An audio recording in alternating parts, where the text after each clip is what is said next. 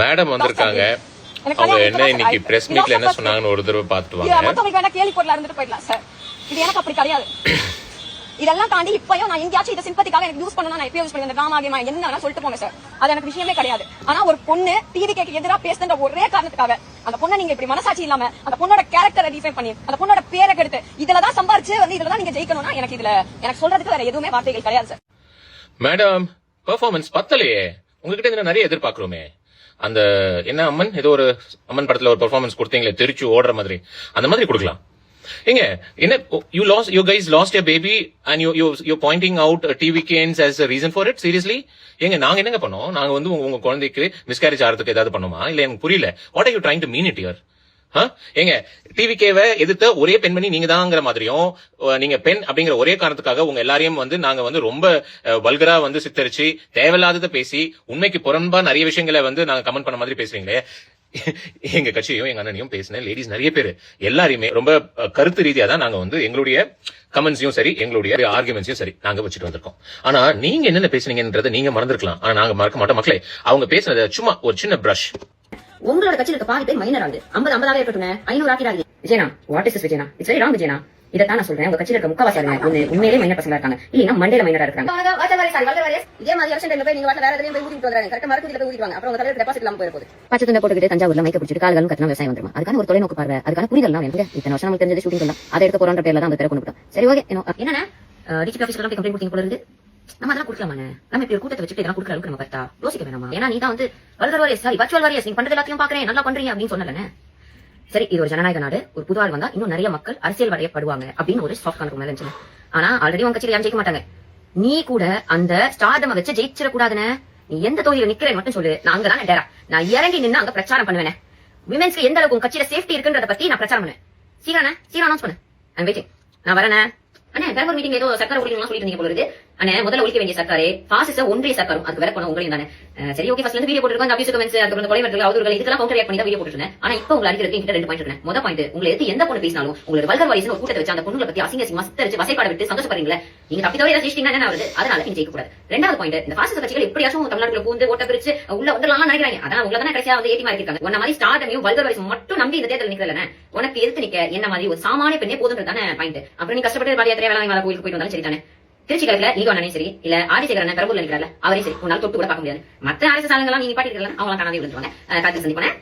எங்கிட்ட TV case BJP நான் சொன்னதை கேட்டு பயந்து போய் எங்க நம்ம பிஜேபி தெரிஞ்சு போனா ஊர் ஓட்டு கூட விழாத வயதில் லாஸ்ட் மினிட் பிஜேபி சொன்ன சூப்பர்.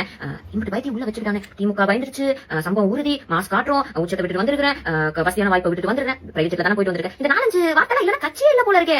பட் இதெல்லாம் ஒரு சைடு இருந்தாலும் மக்களுக்கு ஒரு அன்பான வேண்டுகோள், முக்கியமா பெண்களுக்கும் குழந்தைகளுக்கும். உங்களுக்கு விஜய் என்ன பார்க்கணும் வைக்கணும்னா திரும்பி கூட சுறா படத்தை டிவில போட்டு பாத்துக்கோங்க. இந்த கூட்டத்தை போய் உங்க உயிரை விட்டுறாதீங்க. எப்ப வந்து இவங்க பாட்டிலோட டெக்னிக், இந்த பழைய ஆர்எஸ்எஸ் டெக்னிக்லாம் யூஸ் பண்ணி இந்த சம்பவம் இந்த டிராமா எல்லாம் பண்ணணும்னு நினைக்கிறாங்களோ, இவங்க மானம் போயிடக்கூடாதுன்றதுக்காக என்ன எக்ஸ்ட்ரீம் வேணாலும் போவாங்க. தயவு செஞ்சு உஷாரா இருந்தா அது மட்டும் இல்லாம மறந்துடாதீங்க. டிவி கேஸ் பிஜேபி தான் பிஜேபி தான். நாங்க ஜர்னலிஸ்ட் மைக்க எல்லாம் பாத்துட்டு உங்க அண்ணன் கரூர்ல பயந்து ஓடுற மாதிரி ஓடாம எப்படி இருந்தாலும் விஜய் எனக்கு டீலிமிட்டேஷன் என்ன தெரிய வாய்ப்பு இல்ல. நம்ம வல்கர் வாரிசு வார்த்தையே கேள்விப்பட்டிருக்க மாட்டாங்க. மொத்தம் எத்தனை தொகுதி இருக்கு அவங்களுக்கு. அண்ணா இதெல்லாம் உட்கார்ந்து நீங்க ட்விட்டர்ல ட்வீட் போட்டுட்டு இருக்கீங்க. ட்விட்டர்ல ட்வீட் போடுறது அவங்க மக்கள் ஆட்சியில உட்கார வச்சாங்க. எங்க அண்ணா ஆக்ஷன் ஹீரோ நம்பி தான ஓட்டு போட்டாங்க. அவங்க இப்படி கைய வச்சு காட்டுறீங்க. இதுல உங்களோட அமைச்சர்கள் கொஞ்சம் கூட மனசாட்சியே இல்லாம இது பொலிட்டிக்கல். இந்த கொஸ்டின் எப்படி இந்த குழந்தைக்கு என்ன ஆயிடுச்சு, என்ன ஆக்ஷன் எடுக்கிறீங்க கேட்டது பொலிட்டிக்கல் அப்படினா இன்னொருத்தருக்கு அவருக்கு என்ன துணை கொடுத்திருக்கீங்கன்னு கூட தெரியல. இதுல பாதி பேருக்கு கரண்ட் கட்டு, பாதி பேர் சஃபர் பண்றாங்க. மக்கள் சஃபர் பண்றதுக்கான நீங்க வந்தீங்க. இல்ல நீங்க என்ன நினைச்சிட்டு இருக்கீங்க? எங்களுக்கும் கமிஷனர் ஆபீஸ்க்கு வழி தெரியாது, இல்ல எங்க சைடு அட்வொகேட்ஸ் யாரும் இல்ல, எங்களுக்கு வந்து லீகல் ஆஸ்பெக்ட்ஸ் எதுவும் தெரியாதுன்னு நினைச்சிட்டு இருக்கீங்களா? நாங்க வந்து ஆக்சுவலா பாவம் இப்பதான் மேரேஜ் ஆயிருக்கு. You have a family, you have a life. Court case, police station அப்படிலாம் நீங்க அலையக்கூடாது. You know if you believe it or not, நிஜமாவே நீங்க சொன்னீங்க 8 பேர் மேல கேஸ் கொடுத்தீங்கன்னு, அதுல நானும் இருக்கேங்கிறது எனக்கு தெரியும். What you think? I don't know legal aspects. எனக்கு லீகல் அட்வைசஸ் யாரும் கிடையாது. என்னால திரும்ப கேஸ் போட முடியாது. என்னால உங்களுக்கு எதிராக வந்து போய் ஒரு பிரஸ் மீட் கொடுத்து உங்களை வந்து கேள்வி கேட்டு உங்களை சந்தி சிரிக்க வைக்க முடியாதா? அது இல்ல. எங்களுக்கு அது தேவை இல்ல.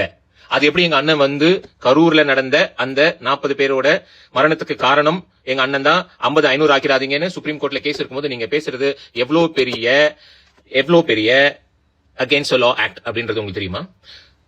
I can file a case on that. அது கிடையாது. உங்க பெர்ஃபார்மன்ஸ் இதோட நிறுத்துங்க. இல்ல லீகலா பேட்டில் பண்ணலாம்னா ஷூர் உங்க மேல போட வேண்டிய கேசஸ், உங்க மேல போட வேண்டிய பெட்டிஷன்ஸ் எல்லாம் ரெடியா இருக்கு. we can just file it and we can see it on the court of law. பார்க்கலாமா? எல்லா பெண்களையும் டிவிக்கேனாலே விஜய் அண்ணானாலே பெண்கள் அப்படிங்கிற ஒரு காரணத்தை காமிச்சு நாங்க வந்து எதிர்க்கிறோன்ற மாதிரி இப்படி போய் அந்த அந்த பெண்கள் அப்படிங்கிற ஒரு மாஸ்க் பின்னாடி ஒளிஞ்சுக்காதீங்க. நீங்க பேசின பேச்செல்லாம் சாதாரண பேச்சல எங்களை அவ்வளவு ஹர்ட் பண்ணிருக்கீங்க. ஒவ்வொரு டிவி கேன்ஸும் ஒவ்வொரு வீட்ல இருக்கிற லேடிஸும் ஒவ்வொருத்தரும் மனசளவுல அவ்வளவு பாதிச்சிருக்காங்க, எவ்வளவு குழந்தைகள் பாதிச்சிருக்காங்க நீங்க பேசுற பேச்சுக்கு. என்னென்ன பேச்சு பேசிருக்கீங்கன்றது உங்களுக்கு தெரியுமா? மடக்கூதியில போய் வாய் வச்சு ஊதுங்க. உங்க டீம்ல இருக்கவங்க எல்லாருமே வந்து யாருமே மேஜர் கிடையாது, எல்லாம் சின்ன பசங்க தான், ஓட்டு போடுற உரிமை கூட கிடையாது. ஏன்னா அறிவில்லாத பசங்க எல்லாரும் அந்த மடக்கூதியில ஊதுங்க, எங்க அண்ணனுக்கு டெபாசிட் கூட கிடைக்கூடாது. You stop this nonsense right now. Even now ஏதாவது ஒரு விஷயம் நடந்துச்சுன்னா நாங்க எல்லாரும் ரொம்ப எமோஷனலா அதை எப்படி அப்ரோச் பண்றது, அதை எப்படி டைஜஸ்ட் பண்ணிக்கிறது, அதுக்கான தீர்வு என்னன்னு போயிட்டு இருக்கும்போது டிஎம்கே ஆட்சியில எதுக்குமே வாய் திறக்காத நீங்க. நியாயம்னா ரெண்டு பக்கமும் நியாயம். நான் எவ்வளவோ இந்த மாதிரி குழந்தைகள் பாலியல் உணர்வு, பாலியல் துன்புறுத்தலுக்கு ஆளான குழந்தைகள் வீடியோ வந்து இது வரைக்கும் நான் ஒண்ணு போட்டிருக்க மாட்டேன் டிஎம்கே பீரியட்ல. ஏன்னா ஐ நோ அதை வச்சு அரசியல் பண்றது இஸ் நாட் ரைட். ஆட்சி எதுவா இருந்தாலும் இந்த மாதிரி கிரிமினல்ஸ் இருக்கதான் செய்வாங்க. அந்த கிரிமினல்ஸ் கிட்ட இருந்து நம்மளுடைய சமுதாயத்தை பாதுகாக்க வேண்டியதுதான் ஒவ்வொருத்தரோட கடமையும். It's only not the governments responsibility, it's every single persons responsibility. அதுக்கெல்லாம் எதுக்குமே வராம எல்லாம் தலைமறை வாய் ஓடி ஒளிஞ்சிட்டு காசை வாங்கிட்டு இன்னைக்கு மட்டும் வாய் திறந்து பேசுறீங்க, அன்னைக்கு ஏன் பேசல அப்படிங்கறத எல்லாரோட கேள்வியும். If you can answer that, answer that. If you can't answer that, just keep your mouth shut. இவங்க பேசுனத பத்தி நீங்க என்ன நினைக்கிறீங்க அப்படிங்கறத மறக்காம கமெண்ட்ல சொல்லுங்க. அண்ட் இது மாதிரி அப்டேட்டுக்கு சினி ஸ்டாட்டிக்க சப்ஸ்கிரைப் பண்ணுங்க.